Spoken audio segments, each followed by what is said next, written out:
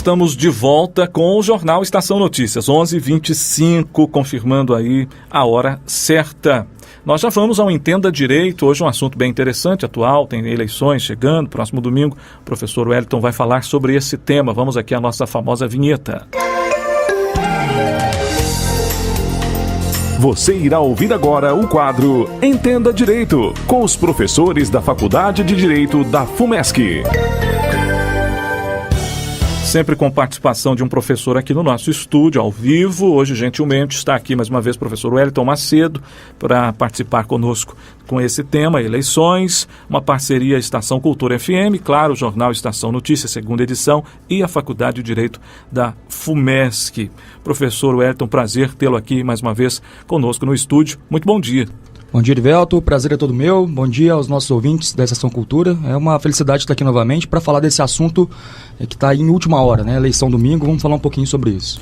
Tem muitas perguntas aqui, questionamentos, para que o professor Wellington possa explicar, possa falar para a gente, inclusive você de casa. Se quiser participar, se der tempo aqui do professor Wellington responder, claro, as perguntas que não são respondidas no ar, os professores gentilmente depois respondem a todos que participam aqui. Se você está ouvindo pelo aplicativo, você pode participar também pelo WhatsApp, 999219705, para enviar os seus questionamentos aqui, e o professor também pode te responder com o programa em andamento.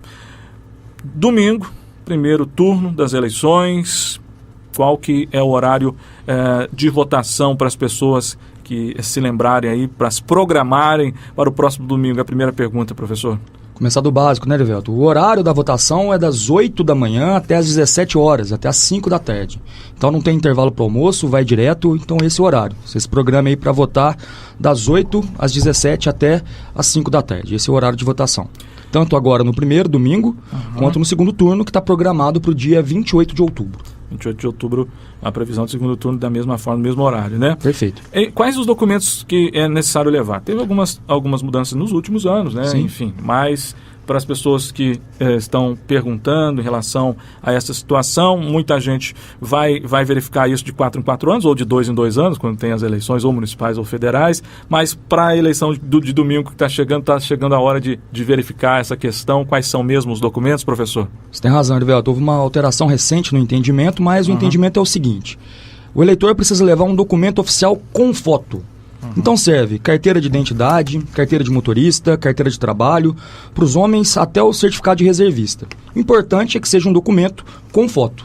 Então não vale certidão de nascimento, certidão de casamento, etc.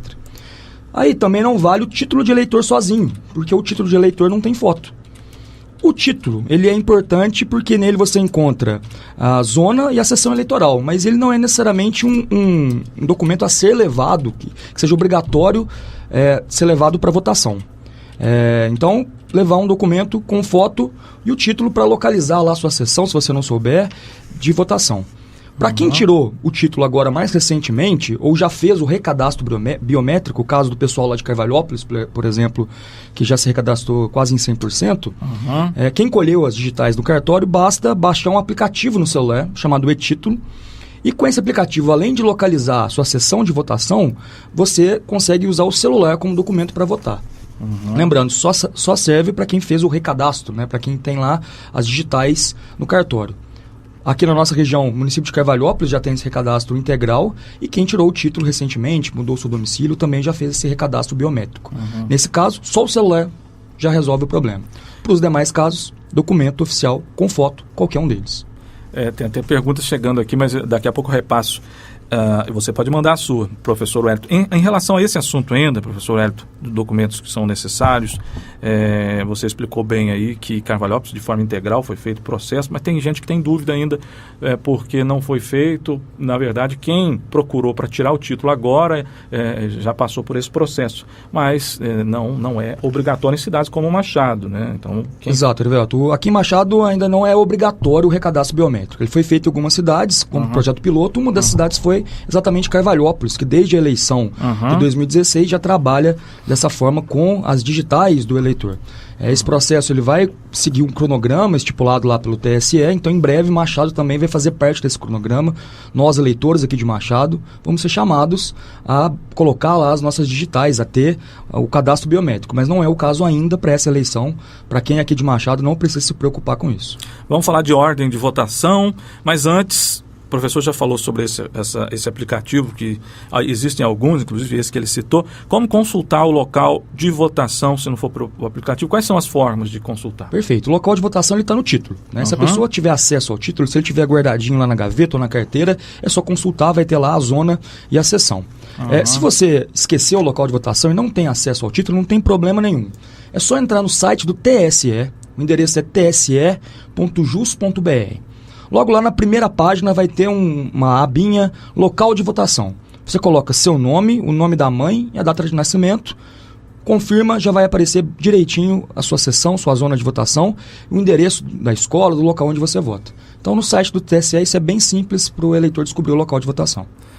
Nós já vamos falar da ordem, que é a próxima pergunta aqui. As pessoas votam para alguns cargos nesse próximo domingo, mas a Thalita, eu não tenho o endereço dela, mas ela tá o nome Thalita. Ela está perguntando o seguinte: eu posso entrar com meu pai, porque ele não sabe mexer na urna e ele sempre gosta que eu auxilio, ele tem 76 anos já, é permitido, é possível? Roberto, essa pergunta é difícil de ser respondida e vai depender muito do presidente daquela sessão. A lei é bem clara que o voto é secreto, então as pessoas não podem entrar acompanhadas, nem por um filho menor ou auxiliando o idoso. É claro que o presidente da sessão em que a pessoa vota tem essa maleabilidade, tem esse bom senso de permitir que alguém auxilie um eleitor idoso, um eleitor com dificuldade na hora de votar. Caso de criança, às vezes, né? Caso de criança, né, o presidente deixa, mas é uma prática que não é aconselhável, exatamente para preservar essa questão do sigilo do voto, que é tão importante para nós. A gente vem aí de uma história recente do país em que o voto era comprado, vendido, um voto de cabresto, então a gente tem muito cuidado com essa questão do sigilo do voto. Então, Thalita, converse com o presidente da sessão em que seu pai, que é idoso, vota, e tenho certeza que ele lá, com a razoabilidade, com a maleabilidade que ele tem, ele vai, claro, autorizar você a entrar com seu pai, mas depende dele, essa questão de voto acompanhado. Dos cargos que serão, enfim, as pessoas vão votar no próximo domingo, qual que é a ordem de votação, professor? Olha, Liberto, essa ordem de votação ela é importante. Nós vamos votar em 6 cargos e nós tivemos uma alteração em relação às últimas eleições gerais em 2014. Então vamos lá. Primeiro é para deputado federal. E em segundo momento a gente vai votar em deputado estadual. Depois para 2 senadores, né? Lembrando que essa eleição nós renovamos 2/3 do Senado, então nós elegemos 2 senadores. Depois para governador.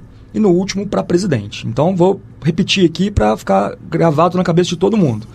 Federal, deputado estadual, depois os 2 senadores, governador e, por último, presidente.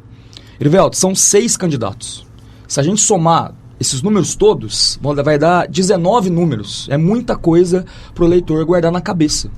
Então, por isso é importante que o eleitor leve para a sua sessão de votação uma cola, né? uma anotação com os números dos seus candidatos, dos candidatos que ele escolheu, de preferência na ordem de votação. Federal, estadual, senador, governador, presidente. Essa colinha não é proibida, não tem nada disso. Pelo contrário, ela é incentivada pela Justiça Eleitoral, especialmente em eleições como essa, um grande volume de números que o eleitor tem que colocar na urna eletrônica. Uma coisa muito importante, Duvelto, essa cola tem que ser no papel. Por quê? Não adianta anotar no celular, porque o eleitor não pode usar o celular lá na urna eletrônica. Então, a colinha no papel, alguns candidatos fazem colinhas específicas como essa, mas o eleitor pode fazer uma anotação, anotar na mão, tudo para facilitar a sua vida. 19 números não é fácil lembrar. Então, o incentivo é para que os eleitores façam a colinha. O celular continua proibido, né? O celular continua proibido. É muito importante lembrar isso, né? Não posso usar o celular sequer para fazer uma colinha, né? E não posso, muito menos, usar o celular para tirar uma foto, para filmar a minha votação, para proteger novamente o sigilo do voto. Então, quem faz isso, quem filma a sua votação ou quem tira uma foto dentro da cabine, está cometendo um crime eleitoral. Está quebrando o sigilo do voto, né? Esse crime está lá no artigo 312 do Código Eleitoral e olha a gravidade disso, pode dar até 2 anos de cadeia a quebra do sigilo do voto. Então fica aí o alerta, o pedido para conscientizar as pessoas para não tirarem foto, para não filmarem, para não usar o celular dentro da cabine de votação, porque isso é um crime, pode dar problema para a pessoa e pode inclusive anular o voto dela se isso for colocado na ata de votação pelo presidente. Então, se alguém tem a ideia aí, teve a ideia de tirar uma selfie aí com a urna eletrônica, vamos esquecer isso aí, deixar a selfie para depois, para comemoração, para outro momento, porque isso é considerado crime eleitoral, artigo 312, e a pessoa pode ter problemas com a justiça. Entenda Direito dessa quinta-feira, professor Wellington Macedo, da FUMESC, conosco, falando de eleições, assunto em pauta hoje aqui, bem próximo, domingo, aí, eleições, primeiro turno. O que pode e o que não pode fazer no dia da eleição? E como denunciar algum tipo de irregularidade, professor? Boa pergunta. Bom, todo mundo sabe que o dia de eleição não é dia de campanha. A campanha acaba, a 0 hora do dia da eleição. Então, o que não pode fazer, é pedir voto, distribuir santinho, adesivo, No dia da votação, até às 5 horas, que é o horário que a votação termina, não pode usar alto-falante, amplificador de som, não pode ter comício, carreata. Tudo isso é considerado boca de urna e também é considerado um crime eleitoral. Vai dar problema para a pessoa, ela vai ser presa em flagrante, vai ser processada por isso. O artigo 39A da Lei das Eleições, ele diz que o eleitor ele pode se manifestar de forma silenciosa e individual. Então ele pode usar bandeira, ele pode usar um broche, um dístico, um adesivo do seu candidato, mas sempre de forma individual e silenciosa. Então, se você me perguntar, posso ir lá com um broche do meu candidato colado no peito? Sem problema, uma manifestação silenciosa. Mas se eu me aglomerar com outros eleitores daquele mesmo candidato, essa manifestação ela deixa de ser individual, ela passa a ser uma manifestação coletiva. Isso, novamente, pode ser considerado propaganda eleitoral no dia da eleição, que é um crime. Então, pode sim ir com distintivo do seu candidato, com broche, levar uma bandeira no carro, com um carro adesivado, sem problema nenhum, desde que essa manifestação seja individual e silenciosa. Essa é a regra. Bom, se o eleitor se deparar com alguma irregularidade, o método tradicional é encaminhar isso ao Ministério Público Eleitoral. No caso, a polícia militar vai estar à disposição aí, ela também pode fazer um boletim de ocorrência em relação a essas irregularidades. Tem um método novo, um método para quem é aí moderno, mais antenado, que é um aplicativo da Justiça Eleitoral, que é uma iniciativa muito bacana do TSE, chamado Pardal. Você aí que está acostumado a baixar aplicativos no celular, tanto lá no Android quanto no iOS, só para pesquisar lá Pardal vai aparecer um aplicativo do TSE. Esse aplicativo, de forma anônima, ele recolhe denúncias em relação à irregularidade. Então, a partir desse aplicativo, você pode tirar uma foto, você pode enviar um texto, isso vai direto para o TSE que vai processar essas denúncias. Então, é um canal direto, rápido e tecnológico ao TSE em relação às denúncias. Aproveitar que a gente está falando de irregularidade, Erivelto? A gente está acostumado, infelizmente, a ver as nossas cidades cheias de santinhos espalhados pelas ruas nos dias da eleição. Isso é uma prática que é comum, mas é totalmente errada, totalmente ilegal. Os candidatos acabam despejando nas ruas, sujando as ruas, os santinhos que eles não podem distribuir mais, porque a eleição acabou e não podem distribuir no dia da eleição. Essa é uma prática criminosa, uma propaganda eleitoral no dia da votação. Ela suja as nossas cidades, causa poluição e nas últimas eleições todas nós registramos questão de acidentes com esses santinhos que são jogados no chão. As pessoas escorregam, caem, se machucam. Então fica aí o apelo aos candidatos, aos cabos eleitorais que não promovam essa prática, que é uma prática danosa à limpeza das cidades, ao processo eleitoral, e aos eleitores que se conscientizem ao encontrar um santinho no chão, um grande volume de santinhos na frente de uma sessão eleitoral, que aquele candidato que patrocinou aquela distribuição de santinhos começou errado. Ele está pedindo seu voto para ir para o poder público, mas ao patrocinar uma prática como essa, de despejar santinhos durante a madrugada, ele já está começando com uma ilegalidade, provavelmente ele não é um bom candidato. Já começa dando mau exemplo antes mesmo, de assumir o mandato, ou o possível mandato. 11h39, tem mais uma pergunta aqui, acaba sendo a mesma que um ouvinte também fez, sobre a justificação da ausência na eleição. A Paula, eu não sei onde ela mora aqui, me parece que é Hilton Luiz Moreira, Jardim Funcionários. Na verdade, ela está nessa rua, mas ela não é de Machado. Ela está perguntando, quero fazer uma pergunta para o professor, eu estou morando aqui por pouco tempo em Machado, mas não voto aqui, não tem como eu ir para votar. Como que eu faço? Bom, o prazo de inscrição eleitoral se encerrou lá em abril. Então, as pessoas que se mudaram para Machado poderiam ter transferido seu título. Não é o caso da nossa ouvinte, Paula, que se mudou recentemente para Machado. Paula e os demais ouvintes que estão na mesma situação que ela. O mais indicado e mais fácil é justificar sua ausência no dia das eleições. Para isso, é só ir em qualquer sessão eleitoral e levar um documento oficial com foto, mesmo que você usaria para votar, carteira de motorista, identidade, carteira de trabalho e o título de eleitor. Aí tem que levar os dois. Se você não tiver o título de eleitor, também pode apresentar só um número. O número é necessário ali naquele momento para colocar lá no formulário. O número, se você não tem o título aqui, você consegue também no site do TSE de forma bem simples. Então, levar um documento com foto e o título em qualquer sessão eleitoral onde estiver tendo votação e a pessoa já consegue justificar no dia das eleições, já resolve o problema. Quem não conseguir justificar no dia das eleições, no domingo, pode procurar o cartório eleitoral após as eleições, né? E aí vai também ter oportunidade de justificar. A mesma coisa, levar um documento oficial com foto e o título eleitoral ou seu número. Mas tem um prazo para isso, Erivelto. Então é necessário ficar atento ao prazo. Para o primeiro turno, esse prazo é 6 de dezembro. Para o segundo turno, quem por acaso deixar de votar no segundo turno, esse prazo é 27 de dezembro. Após esse prazo, né, 6 de dezembro para o primeiro turno e 27 para o segundo, o eleitor vai estar irregular com a Justiça Eleitoral, vai inclusive ter que pagar uma multa para se regularizar. Perfeitamente, professor Wellington.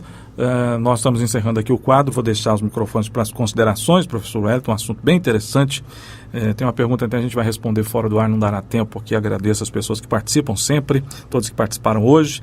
Votar com consciência é o mais importante, que todo mundo possa ter esse momento de consciência e definir certo, corretamente, né, nesse período que nós estamos próximos aí do período de votação. Lembrando aos ouvintes que a Estação Cultura irá transmitir ao vivo com informações dos pontos de votação, informações de cidades vizinhas e da cidade de Machado, eleição do Brasil, informações do Estado, enfim, informações gerais, inclusive o trabalho de apuração também. A partir das 5, a transmissão vai começar 13h ao vivo aqui pela emissora. Professor Wellington, muito obrigado e até a próxima. Obrigado, eu que agradeço, faço das suas palavras as minhas. É importante, além de conhecer todo esse processo eleitoral, que o eleitor vote com consciência, conheça as propostas do seu candidato, para a gente conseguir mudar o que a gente acha errado nesse país. Muito obrigado pela oportunidade e em breve estaremos novamente aqui na Estação Cultura.